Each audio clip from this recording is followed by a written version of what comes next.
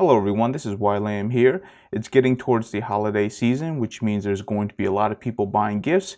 And definitely one of the popular things to get is drones. And what I want to do is I want to give you 5 tips that you want to think about before buying a drone for yourself or for someone you love. These tips aren't for any type of specific drone, but instead they're things that you should think about before getting into the specs and really pricing out which drone you want to get. Oftentimes when we actually go shopping for stuff, we get caught up in the hype, we start pricing out specs, and then we just get caught up in all that, or we just get caught up in the newest and greatest stuff. So what I want to do is I want you to get away from that. Think about these things before you actually start any type of comparisons between drones.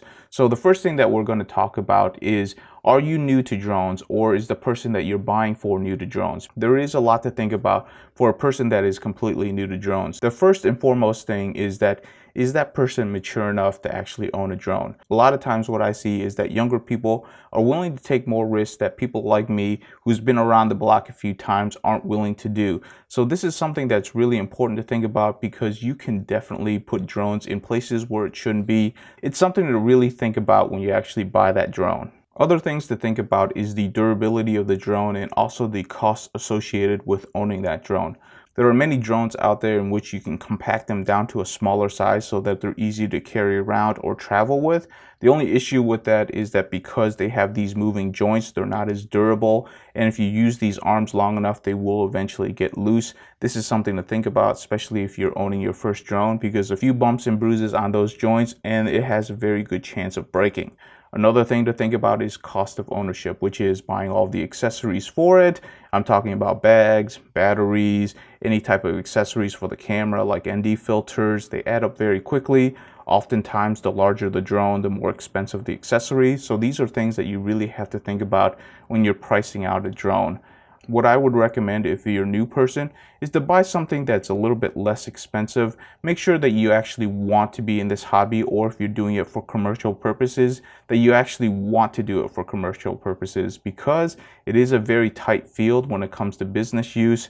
And when it comes to hobbies, things fall out of trend very quickly. So you might not want to commit to a very expensive drone just right from the get-go. Tip number 2 is, are you willing to carry the drone you're about to buy anywhere with you? A lot of times what I see is people want to get the best drone that they can possibly get, and they're often very bulky, or even if they compact down, there's still a lot of accessories to go with it to actually make it easy to travel with. What I want you to think is whether or not you're willing to carry this on a daily basis. It's much like DSLR cameras or mirrorless cameras. The best camera that you're going to own is the one that you're willing to carry with you all the time. It's the same thing for drones. If you're not willing to carry with you all of the times, it's not going to be a very good drone, because if it's at home, it's not in use and it's just going to be gathering dust. So many times what I tell people is buy the drone that you're willing to carry with you all the time. And oftentimes it's also tied to expense, because a lot of people are willing to carry a $500 drone with them everywhere they go, have a few bumps and bruises, and they won't mind because it's $500, as compared to spending $1,500. You're going to be a lot more careful with that drone. You don't want to carry it with you, accidentally drop it. So oftentimes what I find is that the more expensive the drone, the more people aren't willing to actually just toss it into their car and have it with them all the time. They want to take better care of it, which means they don't have it with them very often, which means they don't use it as often. So what you're really looking for is a drone that you're willing to have on you all the time, that's durable enough to fit your lifestyle.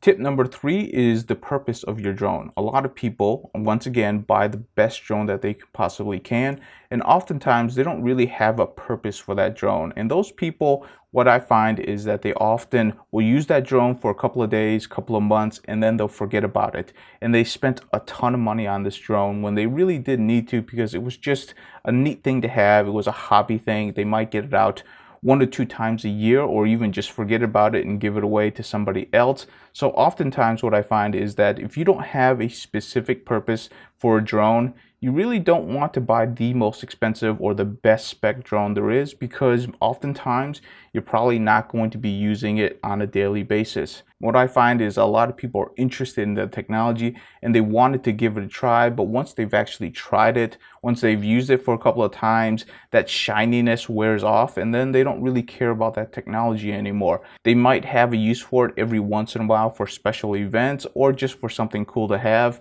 but they're just going to forget about it, and it's just going to end up being another piece of equipment in their closet. You don't really want to spend a whole bunch of money on something that's going to be just sitting in your closet. So just think about that. If you're going to be using it for commercial use, definitely think about how often you're going to use it, the durability of the product, and also the insurance of the product, which we're going to talk a little bit later on another tip. But definitely think about these things, because if you do have a daily intended purpose, by all means buy a drone that's specifically geared for that purpose. But if you don't have a specific purpose, or if it's going to be gifted to somebody that doesn't have an intended purpose, then you might want to save a little bit of money and buy something that's a little bit cheaper, has a better resale value, and then buy something more expensive when they actually have a specific purpose or a specific use. But that's usually going to take a little bit of time before they figure that out, and it's usually not going to be on their first drone. Tip number 4 is about insurance. This is especially important for your first drone because you're just kind of getting used to flying a drone, and you could easily lose it. It could easily hit something. You can easily damage it. So what you want to do is you want to make sure that you can actually insure that drone. If you were to buy, say, a DJI drone, they actually have a repair program in which they'll cover your first 2 repairs for most major dings and bangs. But you really want to look into that. Make sure that you have something to cover yourself, especially if this is your first drone, or if you're gifting it to someone and it's going to be their first drone, because you don't want them to crash it the first time and then they would have to junk it because they don't have any insurance on it.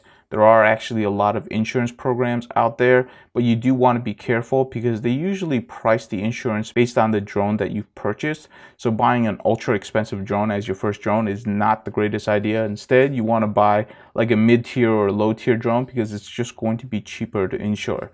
Now, if you're buying it for commercial purposes, definitely think about the drone price because your insurance is going to be significantly higher because you're going to be using it for commercial purposes. There are actually a few mobile apps that actually insure the drone at a pretty affordable price. So it's starting to even out on the commercial side, but you definitely want to think about that. Price that out before you purchase this drone, especially if you're going to be using it for commercial use. Tip number 5 is the resale value of the drones. Oftentimes, most people don't think about that because they're excited about the technology or they're just excited about using the technology. But whether you want to upgrade, you're getting out of the hobby, or you just don't need that commercial function, oftentimes you do want to get some money back from it. A lot of drones out there don't have a great resale value, so it's really important to actually look into that before purchasing your drones. What I see oftentimes is that people will be excited about using their drones for the first couple of months, and then it just gets discarded or gets put into the closet.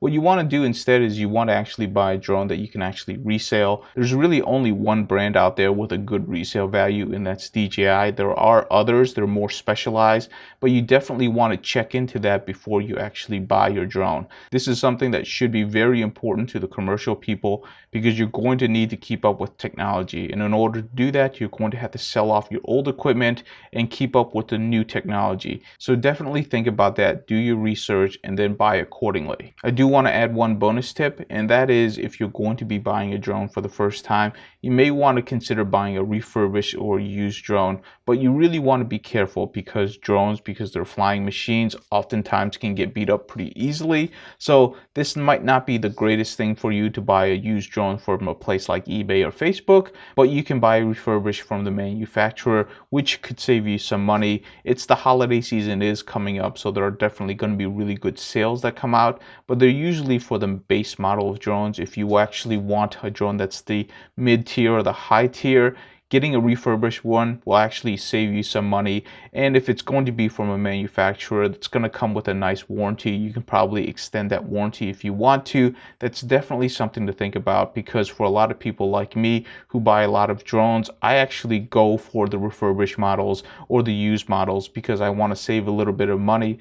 I know that I need to thoroughly test the drone, so I actually have time allotted when the drone comes to thoroughly test it to ensure that the drone is going to be capable and there's no defects with it. So that's definitely something to think about if you want to save a little bit of money. So those are my 6 quick tips into buying a drone. If you have any questions, please leave it in the comments below. Thank you so much for watching, and I'll see you in the next video.